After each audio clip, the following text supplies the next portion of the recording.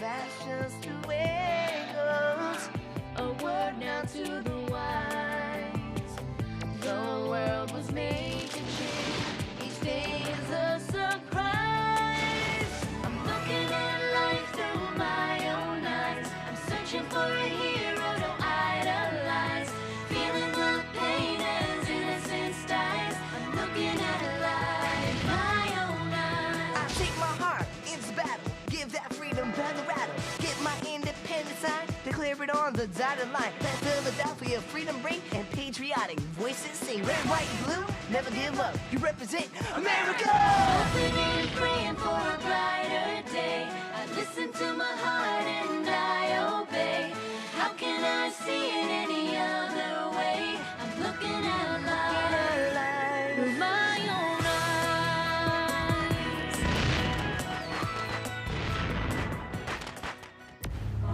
eyes. Today on Liberty's Kids. Come on, men. We have to catch whoever's hanging these posters. And if I find so much as one poster, it's jail for the lot of you. Dearest Mother, they called it the Boston Tea Party, but believe me, this is one party I wish I had missed. The Yankees claim all this trouble is over taxes. Why are you destroying the tea? We're protesting unfair taxation. Parliament raised the tea tax over our objections. Maybe next time they'll listen. Ruffians cowardly disguised as Mohawk Indians destroyed a shipment of tea.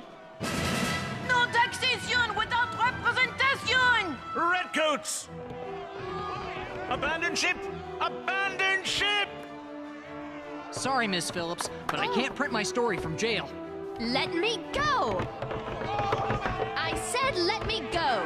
I'd love to, but Dr. Franklin told us to take care of you. James, look out! In a struggle, I lost Father's locket. I'm very angry. America is a strange, strange place. I can't say that I like what I've seen of it. We live in a barn hiding from His Majesty's soldiers, sheltered by a remarkable woman, a poet and slave named Phyllis Wheatley. James, Henri, and Moses support these radicals, but I, for one, can't wait to leave Boston. Okay. I'm sorry, Cesar. I won't brush so hard. Hey! Allow me. When is Dr. Franklin coming? Soon, I hope. Very soon. Your loyal, loving daughter, Sarah.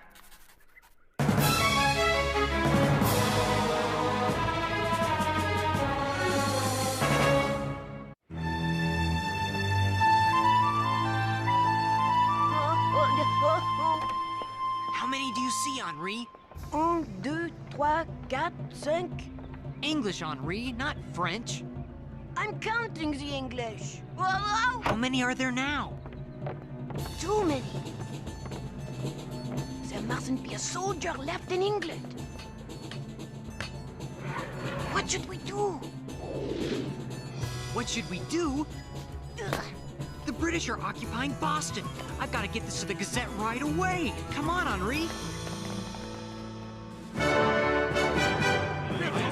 Seem a shame. Do you really think he's a traitor? On the evening of 16 December, the year of our Lord 1773, cowardly bandits, disguised as Indians, attacked the Dartmouth, a ship flying the colors of His Majesty King George III. And who is responsible for inflaming the subjects of Boston to this violence? None other than the man before us, the esteemed Benjamin Franklin. His crimes are enormous. The East India Company lost hundreds of crates of tea worth many thousands of pounds. This lawlessness was encouraged by Dr. Franklin in his speeches and writings. His inflammatory paper, the Pennsylvania Gazette, continues to foment sedition, rebellion, violence, treason. You have no honor, sir. You are a scoundrel, sir. Have you nothing to say for yourself? The heart of a fool is in his mouth, but the mouth of a wise man is in his heart. Ah, the famous Franklin wit. Perhaps I need to remind you, a rope is the proper reward for treason.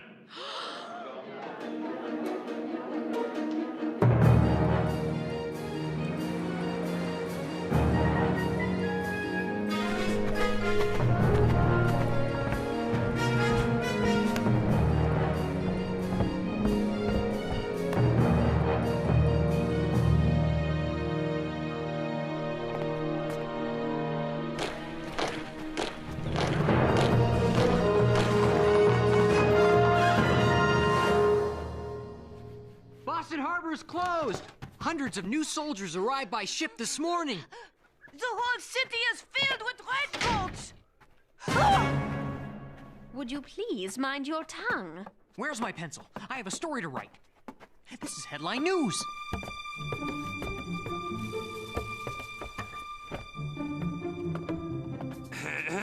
James?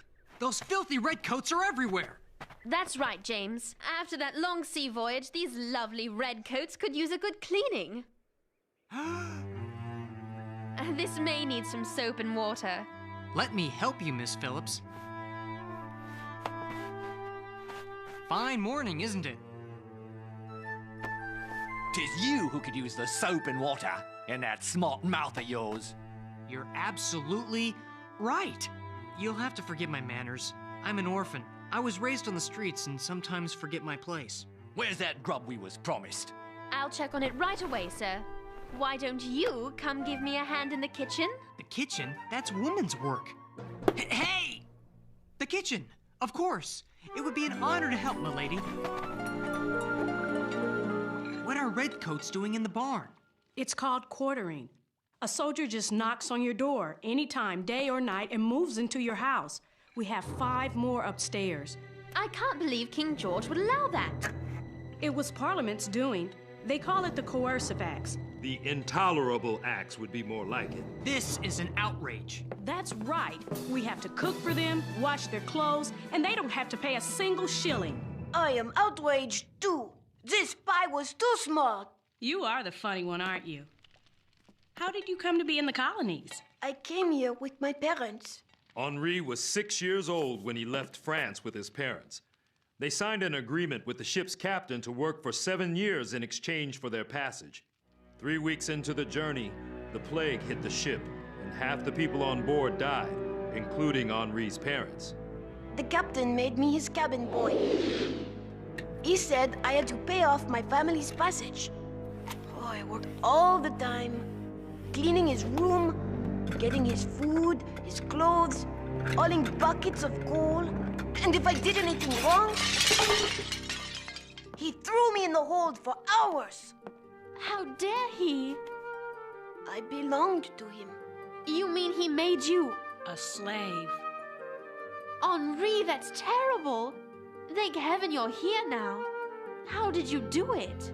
Moses and I went to the dock to pick up parts of a printing press that had come over from France. We went down into the hold to get the parts. There was Henri, on the floor, behind bars. I thought they came to hurt me. But Moses got him out with the handle of the printing press.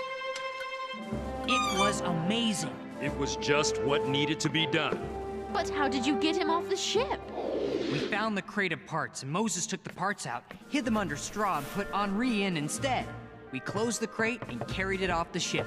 Right under the captain's nose? Right under his nose. But we had to wait another month to find other parts for the printer.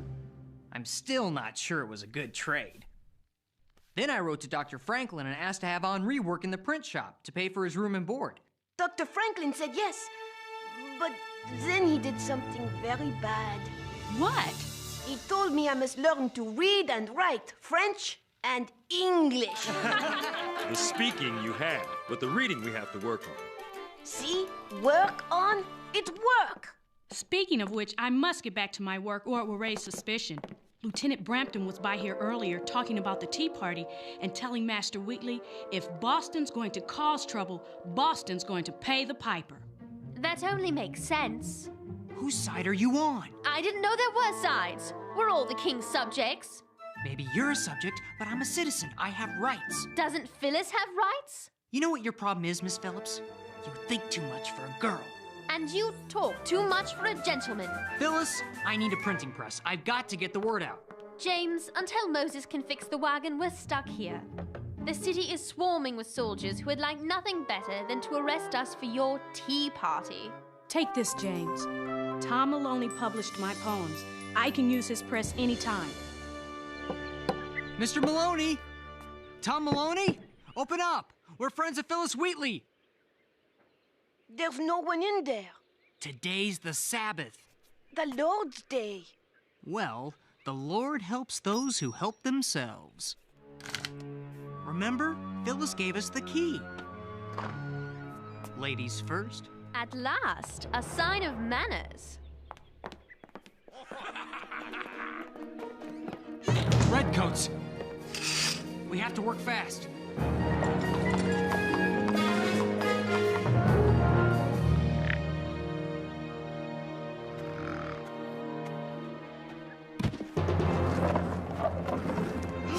Oh no! Who goes there? Where'd them kids go off to? I've been busy doing my chores. I'm sure they're around here somewhere. Nigel! Basil! Chauncey! On your feet! Those little troublemakers have run off. The city is under martial law. They're breaking curfew. We'd better fetch Lieutenant Brampton. Oh no! I've got to warn them.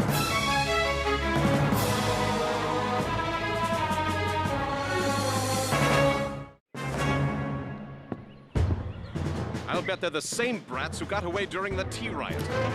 But they won't get away a second time.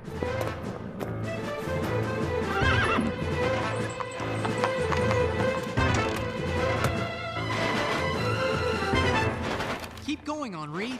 Aye, aye, sir. The sun's set. Good. It's time to spread the word. What's wrong, Sarah? James, are you really an orphan? I heard you tell the soldiers before. It's true. I was a tiny baby when it happened.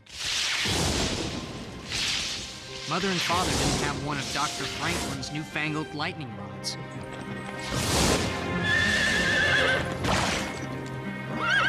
Our house was struck and burst into flames. It burned to the ground. I was lucky. A neighbor pulled me out in the nick of time. Dr. Franklin's lightning rod has saved thousands of lives. When I was old enough, I sought him out. He offered to take me in as an apprentice, and I've been working at the Gazette ever since. I'm sorry for complaining about a silly locket, when you've lost so much more. That locket meant a lot, huh? My father gave it to me before he sailed for America. When it was around my neck, it was like having him near me, always. He went up the Ohio River to explore new lands. When he returns, Mother will join us here, but we haven't heard a word from Father in nearly a year. You're worried about him. See this? It's beautiful. It's my mother's ring. So, you see, I know just how you feel about the locket. James, I'm done. Grab a stack, Henri. It's time to go. Must you do this? You'll only make things worse. I have to. Why? Because, as Dr. Franklin's friend Edmund Burke said, an Englishman is the unfittest person on earth to argue another Englishman into slavery. In summary, my lords, Benjamin Franklin, the deputy postmaster of His Majesty's colonies, is a traitor. The proof is in his own words, his own writings. And for this treachery, I ask that as a minimum, he be stripped of his position as postmaster, and that he bear the stigma and shame of a scoundrel, disloyal to king and country.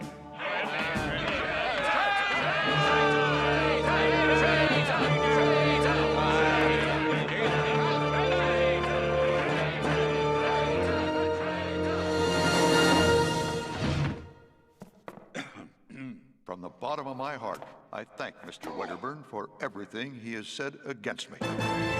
What kind of trick is this? My gratitude is sincere. You've answered a question which has troubled me since boyhood. But you have finally put my mind at ease. The question is fundamental, and when my fellow colonists arrive at the same answer as I, a great empire may fall. More treason! Mr. Wedderburn says I'm a traitor, but this is not true. The question he has answered for me is thus, am I a British subject, or am I the citizen of a new nation? A country distinct and different from England? And today I declare my answer, I am not British, I am an American. And man can only betray his own country. My country is no longer England, my country is America.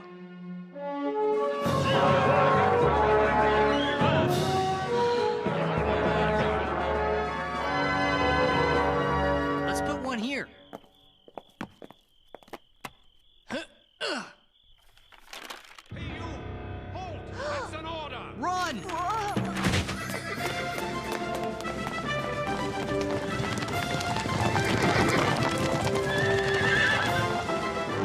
What do we do now? We pray Moses has that axle fixed. Henri, I think we may have overstayed our welcome in Boston. How do we get past those redcoats? Follow me.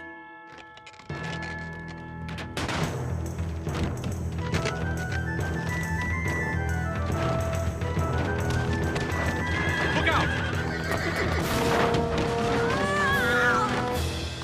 Must have fallen off a cart. Come on, men. We have to catch whoever's hanging these posters.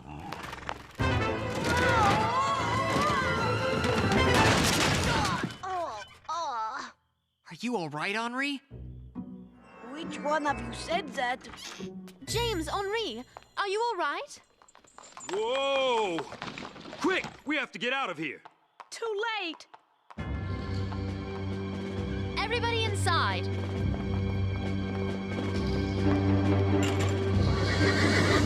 The wagon is good as new. We must leave town right now while it's still dark. So my men and I are riding past this print shop when I hear voices coming from inside. So I ask myself, what's someone doing in a print shop at this hour on a Sunday? You know what I told myself? I said, printing these. You have this all wrong, sir. These gentlemen are interested in my poetry. They wanted to see where it was published. Poetry? You? What do you take me for? Show them, Phyllis. Yes, let's hear this poetry of yours. Descend to earth, there place thy throne. To succor man's afflicted son, each human heart inspire. To act in bounties unconfined. Enlarge the close contracted mind, and fill it with thy fire. Right. So you're a poet. But I still believe these runts have something to do with spreading rebellion, and I aim to find the evidence. Tear the place apart if you have to, and if I find so much as one poster, it's jail for the lot of you. You. Me? What's your name? Sarah Phillips, sir. Phillips, you say? I served under a Major Phillips during the 7 Years' War. Major Phillips is my father, sir. Is that so? Then you're an Englishwoman, Miss Phillips. It's your duty to tell me who made these posters. The truth now. Your father would expect you to tell the truth to an officer in the service of his king.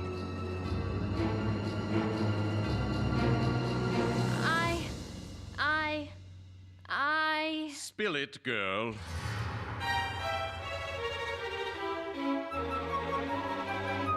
Well, I'm waiting, young lady. Where are my manners? You must be half frozen riding in this cold weather. I'll fix a pot of tea on the Franklin stove. There, the fire is stoked. We'll have hot tea in half a tick. Now what was that you asked me? Something about posters?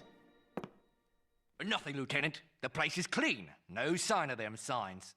I don't have time for this. Come on, men.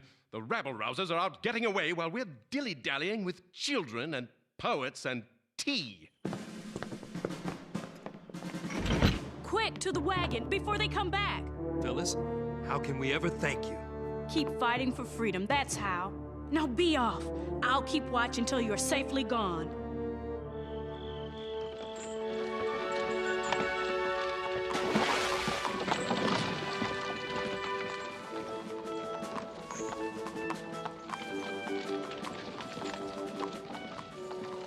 Thank you.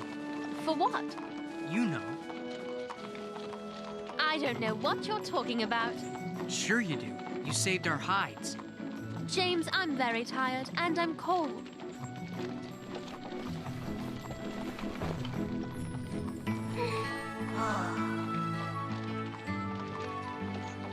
I'm going to make a gentleman out of you yet. And I'm going to make an American out of you. Yeah! Yeah!